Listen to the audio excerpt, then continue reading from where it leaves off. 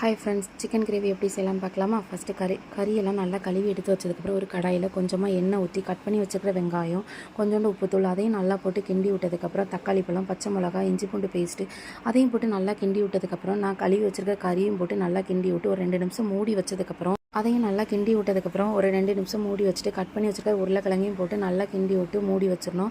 கறியிலேருந்து தண்ணி பிரிஞ்சு வந்ததுக்கப்புறம் நான் இன்றைக்கி வந்து 1/2 கிலோ கறிக்கு ஒரு பாக்கெட் மிர்ச்சி மசாலா எடுத்திருக்கேன்.